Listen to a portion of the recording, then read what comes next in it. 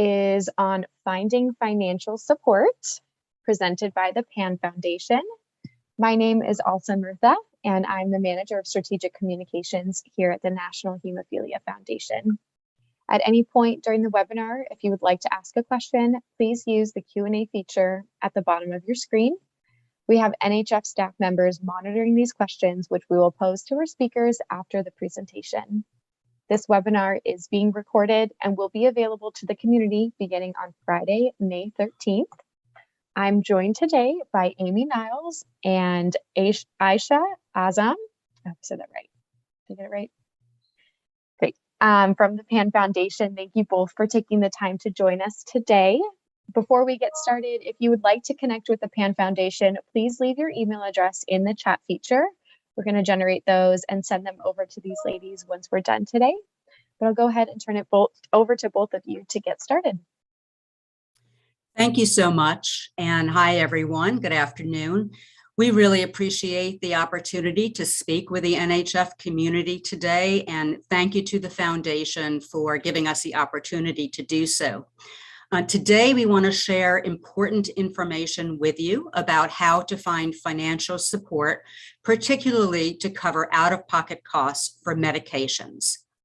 Next slide. I'm happy to present today side by side with my colleague, Ayesha Azam, Vice President of Medical Affairs for the PAN Foundation. Next slide. In the time that we have this afternoon, we're going to cover a number of subjects. One is briefly covering the important role that charitable foundations play in the safety net. We'll provide information about the Patient Access Network Foundation, or PAN, as we call it. We will also cover how to apply for and manage grants. And we'll even share information about the services we provide beyond copay assistance and how those services can help patients and providers. Finally, we'll share how to stay connected with the PAN Foundation. Next slide. So who is PAN? We are a national charitable foundation, a nonprofit patient assistance organization that helps underinsured people who are living with one or more life-threatening chronic and rare diseases pay for their out-of-pocket treatment costs. While we provide this important safety net, another important part of our mission is to advocate for increased access to more affordable care. Next slide. So let's touch on the important role that charitable foundations play. You know, over the past decades, we've witnessed a tremendous advancement in drug development. These medications are treating disease, they're improving patient outcomes and quality of life for so many people. But as you well know, so many of these medications are specialty medications, and as such, they come with very high out-of-pocket costs. These costs have risen over years for many. They've risen for people with commercial insurance who, for example, have high deductible health plans. They've risen also for people on Medicare who, if you didn't know, are the only group in the United States that do not have a cap on what they pay out of pocket for their prescription medications. So imagine seniors on Medicare who live with an average household income of $26,000. It becomes nearly impossible to afford thousands of dollars in out-of-pocket costs, or even hundreds of dollars. It's why so many people, unfortunately, end up walking away from the pharmacy counter without filling their prescriptions. And it's simply not acceptable that our seniors may have to spend half of their Social Security income on out-of-pocket costs or even dip into their savings. So this is why the work of charitable foundations is so important, providing that important safety net to millions of Americans. Next slide. You know, year after year, we poll our patients about the impact that assistance from charities like PAN have on their ability to adhere to treatment. And it should come to no surprise that patients who do not have this assistance have a very difficult time adhering to their treatment. They may not even be able to begin their treatment or they may make some unfortunate decisions, such as needing to cut pills in half just to make their treatment last a little longer. But once they're able to find such assistance, medication adherence definitely improves. And on the next slide, we see from our patients that not only does medication adherence improve, but we know that we are having a positive impact, not only on patient outcome, but really on the quality of life. Patients are experiencing less stress. They're able to focus on what really is most important, and that is their health. The last thing we want patients and their family members to have to worry about is how to afford treatment. Next slide. So what are the charitable assistance foundations? Today, there are 9 foundations that provide copay assistance, and collectively, we are nonprofit organizations. We're assisting the underinsured patient, helping them to afford their out-of-pocket costs for their prescribed treatment. We operate under the guidance of what's called advisory opinions that are issued by the Department of Health and Human Services, Office of Inspector General. And these advisory opinions really help us determine how to set up our assistance programs and which diseases we should cover. Next slide. So while the 9 organizations and charities may differ in many ways, there are similarities between us. For example, almost all of our programs are diagnosis-based. Another similarity is that each foundation provides eligibility requirements for the various programs that it offers. These eligibility requirements include such factors as income levels and insurance. And for the most part, each foundation also provides guidance in terms of the grant eligibility period and also the assistance that they are able to provide across their programs. These assistance levels will likely differ from one foundation to another. Next slide. So here are the 9 organizations that are currently providing copay assistance, premium assistance, and also travel assistance. The PAN Foundation is one of 6 independent charitable foundations that's focused on copay assistance. But we also see here 3 other patient advocacy organizations, such as Cancer Care, Leukemia and Lymphoma Society, National Organization for Rare Disorders, which, as you know, they offer a range of advocacy and support services, but they also have a copay arm to their work. So next slide. With that overview, I'm now going to turn it to Ayesha to present about PAN and the services we provide. Ayesha? Thanks so much, Amy. And hi, everyone. So nice to be here with you today on Wednesday. I'm excited to tell you about PAN. We're going to, as Amy was mentioning, talk a little bit about how someone can be able to understand how to enroll in our programs and then be able to use our grant. PAN has been around since 2004, and we're privileged and humbled to say that we have helped nearly more than 1 million patients and provided nearly $4 billion in financial assistance since 2004. Our goal is to really be sure that we can provide patients financial assistance in a fast and reliable way. We want to do whatever we can to help make sure we can reduce patients' out-of-pocket costs. Let's take a closer look at our programs. As Amy was mentioning, we provide funding for 3 distinct areas, and this varies by disease state. Some of our programs are for medication assistance. Our medication assistance programs cover the copays, coinsurance, and deductibles associated with the prescription medications. Our premium programs cover the cost of health insurance premiums for that member so that they can pay for their health insurance coverage and maintain it. And third, we have a transportation assistance program. Our transportation assistance program provides patients with a grant that they can use to cover the cost of their treatment or their travel to treatment, to their doctor's office or to their pharmacy to pick up their medications.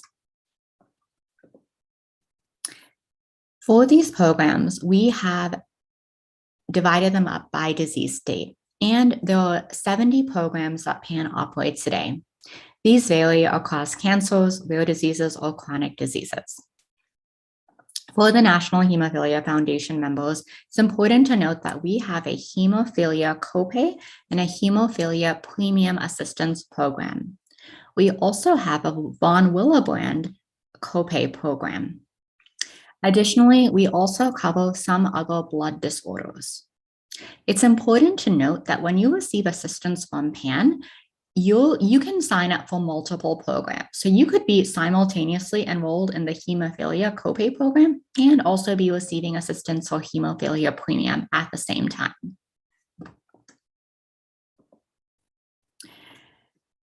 Diving in a little bit deeper, our hemophilia copay program provides assistance for those prescription medications, and the amount of assistance we provide there is $4,500 for a 12-month eligibility period.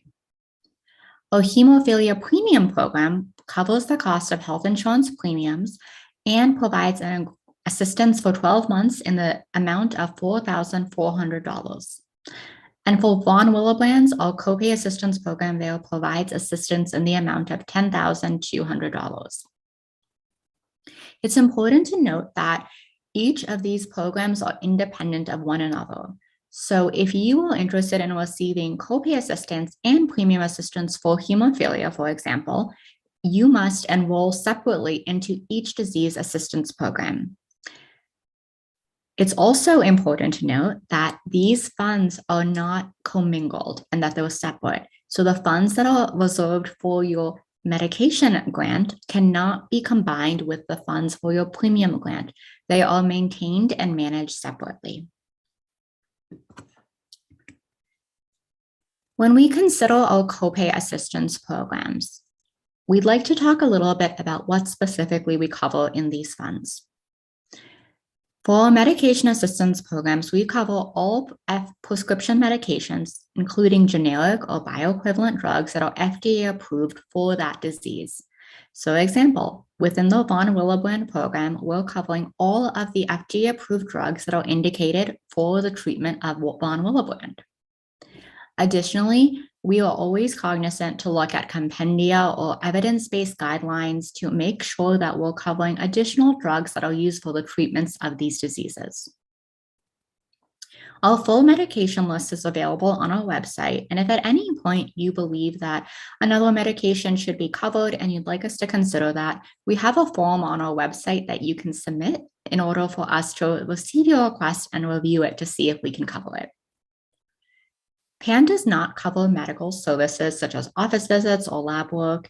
And since we are a copay foundation, we do not cover products that are not covered by insurance or products that are paid at 100%. Similarly, we do not cover products that are only billed to discount codes. We cover products that first insurance has the opportunity to pay out some charge, and then we are able to step in and come in as a payer of last resort.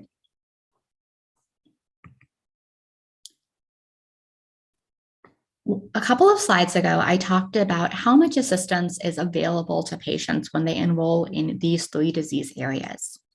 Across all of our disease funds, we've taken the time to review on an annual basis the amount of assistance we're awarding in each of these grants and for each of these disease funds. Our goal is to make sure the vast majority of patients can have enough support to last them for 12 months of their assistance with a single grant. We recognize that some people may have circumstances where they need a little bit additional financial support. And in that case, they're welcome to come back to us. And if our program is open and they've already used that previous grant, we're happy to help and make sure that they can get their costs covered. The disease fund amounts will always vary per disease fund. While there might be very similar treatments across some of these disease funds, we do look specifically to make sure that the amount of assistance is appropriate in that way. I was mentioning that you can always come back to us to see if there's additional assistance that could be awarded. What that specifically means is that if you use the entire copay amount that you have for your patient or for yourself, what you can do is come back to us or apply online to receive a second grant. A second grant can be obtained if the assistance program is still open and if you already used the amount of funding that you've already received.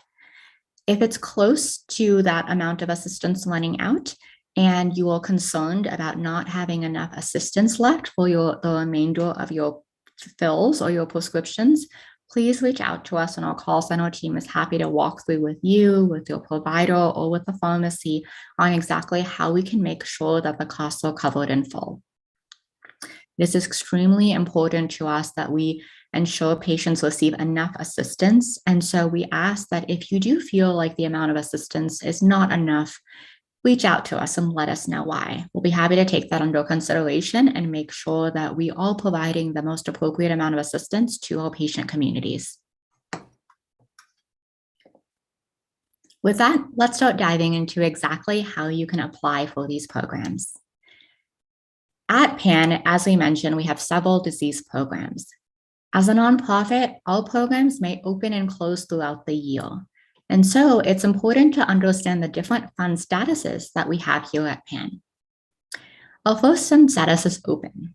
If you see that a disease fund is open, that means it's open and available for the general public to apply for assistance.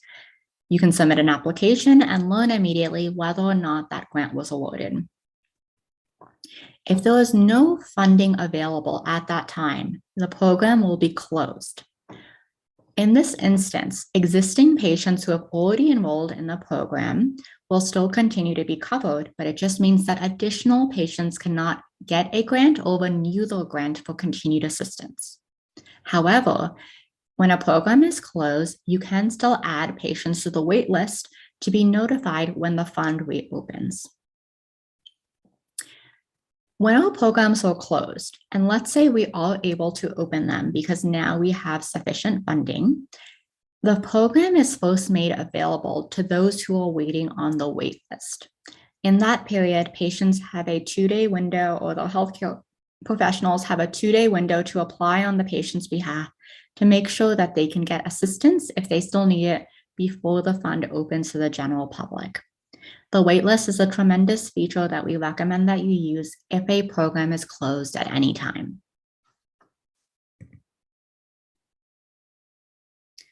So now that we know our fund statuses, how do you actually apply?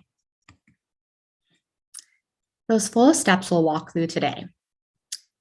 At a simplistic or high-level view, we check if the fund's open, we verify eligibility criteria, we gather the information, and then we submit the application to PAN. Let's go deeper into step 1. We talked about the different fund statuses, but how do you actually check if the fund is open? Well, there's a few different ways you can do that. You could visit our website at panfoundation.org, where you can look up each disease fund to see the medication list, eligibility criteria, and also the fund status. Additionally, if you are a healthcare professional or a pharmacy, or even if you are a patient yourself, you can go online to one of our self-service portals to check out the disease fund and view the fund status. Also, if you prefer, you can give us a call. We have a call center that's available Monday through Friday from 9 a.m. to 7 p.m. Eastern Standard Time. Step 2, verify the eligibility criteria is met. As Amy was describing earlier, all of our programs have eligibility criteria. These eligibility criteria follow the same format across all of our funds, but they may vary a little bit from one disease fund to the next.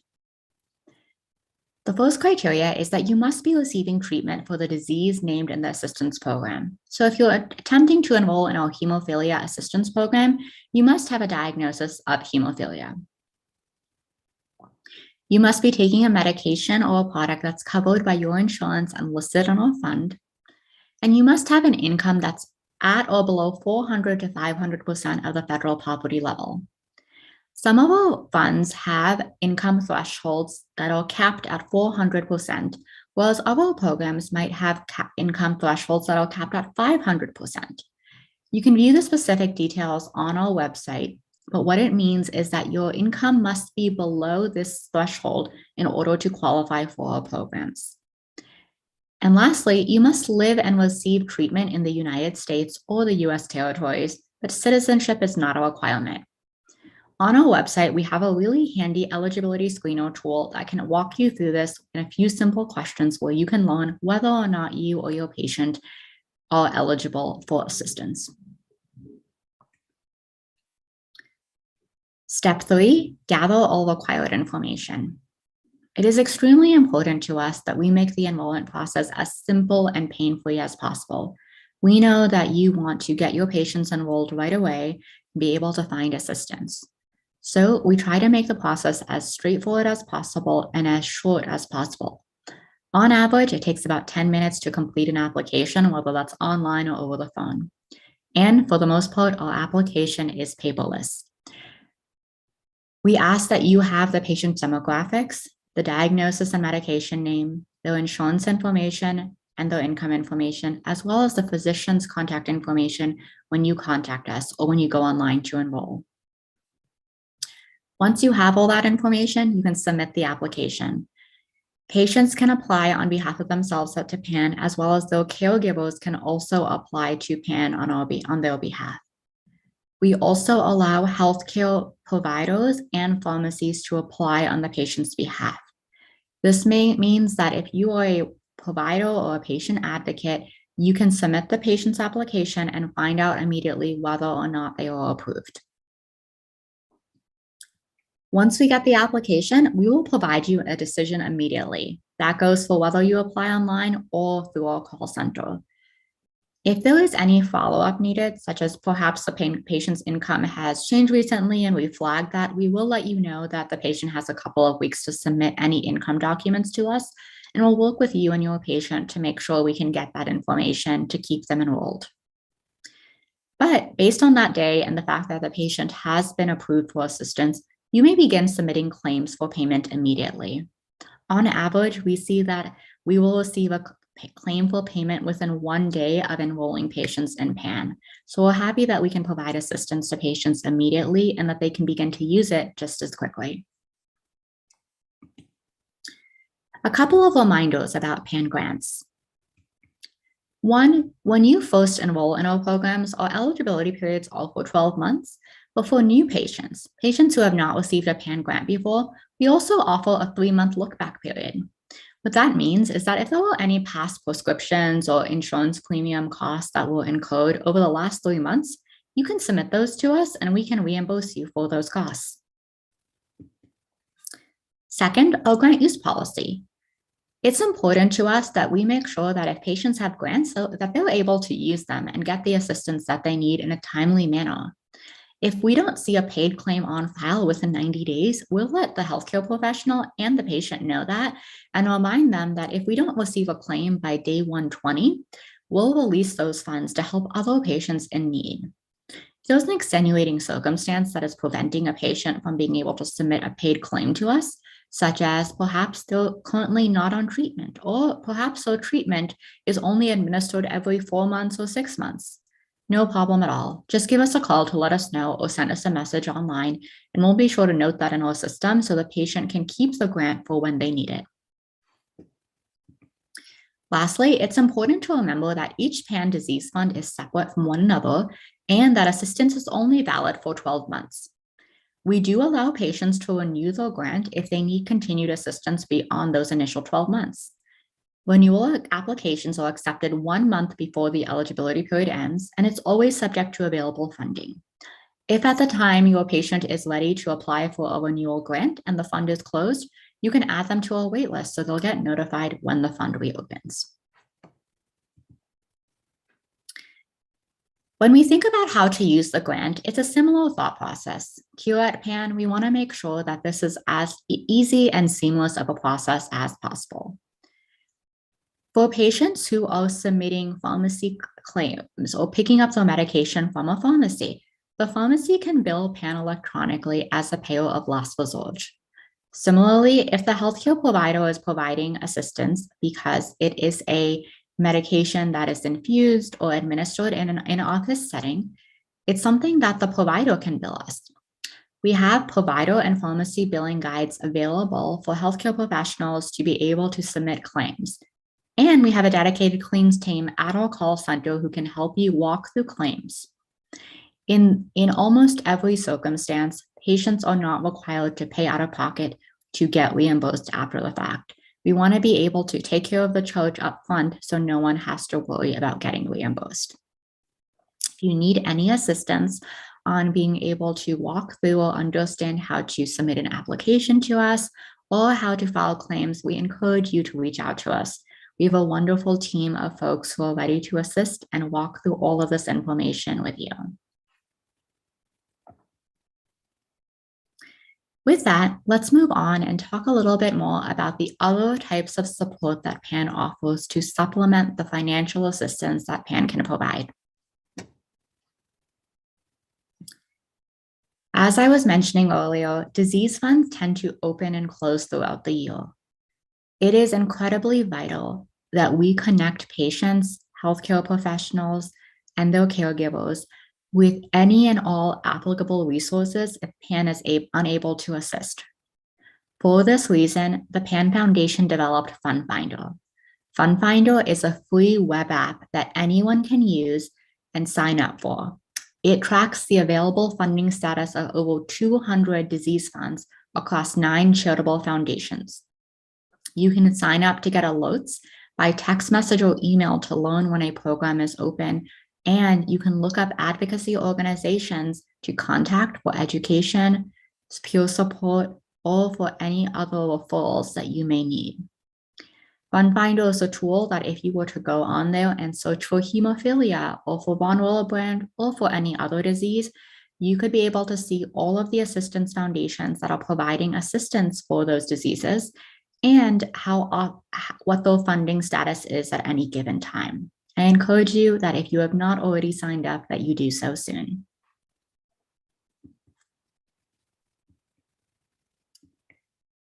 Our next programs are our COVID financial support programs and our extra help application support program. We know that patients' assistance needs often go beyond just for their medications and for the disease that they're dealing with at any given time. It's important to us at PAN to look to find other ways to support patients holistically. One of those ways is through a COVID-19 financial support program we started last year. If patients are in need of support, they can contact us, sign up for a wait list to receive assistance in the amount of $300 to be used for any transportation costs, food costs, or anything that can really support them through these times. Additionally, we have taken efforts to make sure that our patients can optimize their insurance as much as possible. For people who are enrolled in PAN today and who have Medicare health insurance, we do offer the opportunity to connect with case managers and patient navigators to apply for the federal extra help program. What this means is that we recognize that there may be additional support that patients can get to lower their drug costs and their health insurance premium costs across the board. We also recognize that these applications for these types of programs can be cumbersome. And so what we will do is we will connect patients with financial counselors who can apply on behalf of patients to these programs. For patients who are enrolled in PAN assistance, they can go online onto the portal account to sign up for an appointment. The next 2 types of programs that we offer are tied to transportation assistance and social determinants of health. We recognize that often patients may not just be cutting pills or delaying their medication, but they may not physically be able to get to their doctor's office or go to the pharmacy to be able to pick up their medications. For this reason, we recently launched a transportation assistance program. This program is an add-on service to patients who are receiving copay or premium assistance from PAN. They can sign up to receive assistance where they will have a debit code in the amount of $500 to cover their transportation charges. This could cover taxis, ride share, it could cover lodging if there's long distance travel, but the focus of this grant is really to help meet patients where they are in order to pay for their healthcare transportation expenses.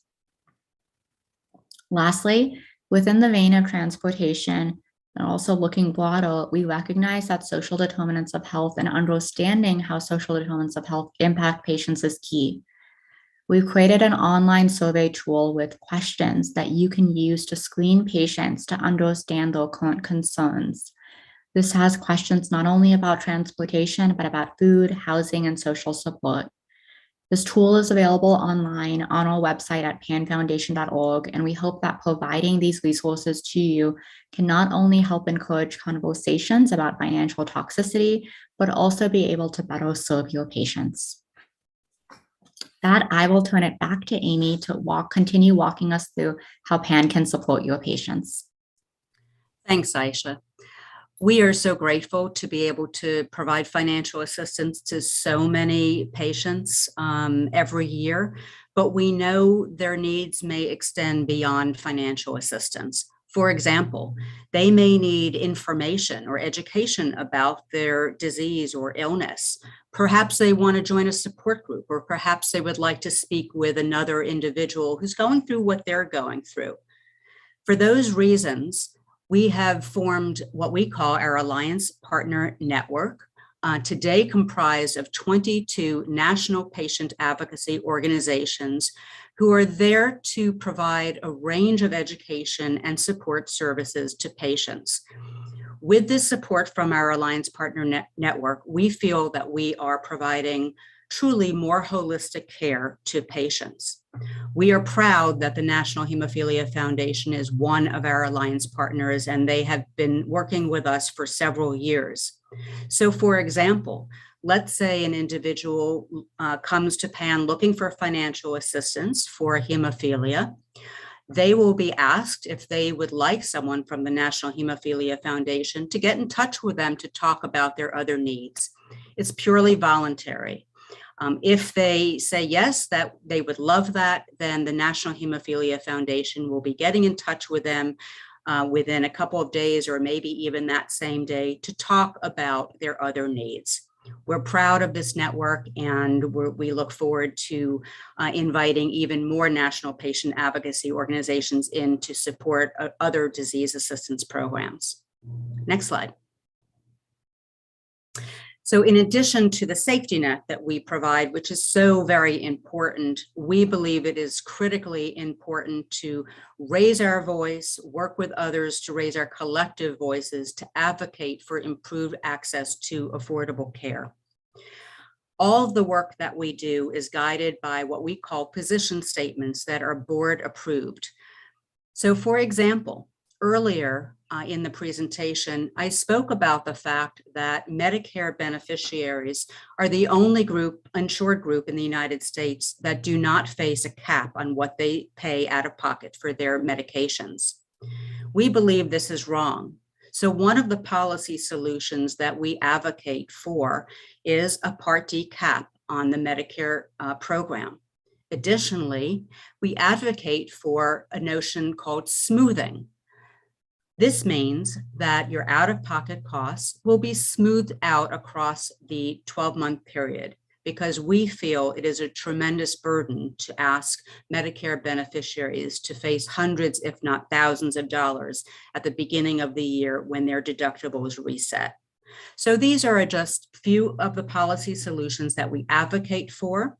We do a lot of education of members of Congress, government officials, Hill staff, to educate them about patient assistance, the important role that charitable foundations play, and the policy solutions that will increase access to affordable care. In this work that we do, we create educational resources for patients and for policymakers. Next slide. And we also leverage our grassroots campaigns. We believe it is critically important to bring the patient voice to the Hill. It's one thing for government officials or members of Congress to hear from advocacy organizations like PAN, but it is another when they can hear from providers or from patients themselves to understand what their experiences are every single day. So I encourage you to visit our website and our advocacy section of our website to learn more about our work and how to become an advocate yourself. I also encourage you to stay connected with the PAN Foundation. Ayesha talked about the portals and how to apply for assistance. So for patients, you can do so easily at panapply.org. And as Ayesha went through earlier, we have separate portals for our pharmacy community and for healthcare providers. Next slide. We also encourage all of you to subscribe to our quarterly updates or newsletters. We think this is an important way to stay connected and to learn about new services and programs that we are launching. So we have a quarterly newsletter for our provider community and one as well for our pharmacy community. Next slide. In closing, we encourage you to visit our website to learn more, panfoundation.org. Our patient support specialists remain available 5 days a week from 9 a.m. to 7 p.m. to respond to your questions and provide information. They can be reached at 866-316-7263. And as Ayesha just spoke about, Fund Finder is a terrific tool to help you find resources and financial assistance, and we encourage you to register as soon as possible. Next slide. That concludes our presentation for this afternoon. Ayesha and I want to thank all of you for joining, and we thank the National Hemophilia Foundation for inviting us to speak with you this afternoon. Feel free to get in touch with either one of us if you have any questions. So with that, thanks again, and I'll turn it back over for the Q&A section. Thank you. All right. Well, thank you both so much for joining us today and sharing all of this great information. That was very thorough, so I only have a handful of questions for you. And my first one is, what happens if I'm not approved and I still need assistance? Yes, that's a great question. So there could be a number of reasons why someone is not approved and they still need assistance. If you do not meet the eligibility criteria, we will refer you to another patient assistance foundation to see if you may qualify for them. If it turns out that your medication is not covered by us, you are welcome to submit a review request to us through our website, through our call center. We'll be happy to review that to see if it's something that we could cover. If it turns out that you are perhaps a little bit over income, or there's a situation where you do not qualify, but you would like us to reconsider, you can always ask for an exception or an appeal request. In those situations, we will review everything on a case-by-case basis and determine whether or not we can help. And lastly, if it is for medication assistance, if you're not able to find assistance at a patient advocacy organization or through a charitable foundation, we always encourage you to go back to your the drug company of the medication to understand if they have any resources that could be able to help. Great, thank you. Is assistance renewable? Yes, great question. Assistance is renewable. Assistance is valid for 12 months. And then if additional assistance is needed beyond that, patients, healthcare professionals can submit another application to us. It's the exact same application process, and we just ask that you re-verify the information. We will always let patients and their providers know about 1 month before the assistance ends that it's coming to a close. So if it's they would like to take action, they have that little reminder to be able to do so. Great. We have two more for you. So if anyone has any additional questions, please feel free to throw them into the Q&A feature. Where does PAN funding come from? PAN funding comes from a variety of sources. They include pharmaceutical manufacturers, corporate foundations, family foundations, and in addition, we have a very robust individual giving program where we're so grateful that so many individuals recognize the importance of our work in providing financial assistance and are willing to help. Great, thank you. Do you mind mentioning the hemophilia plans just once more?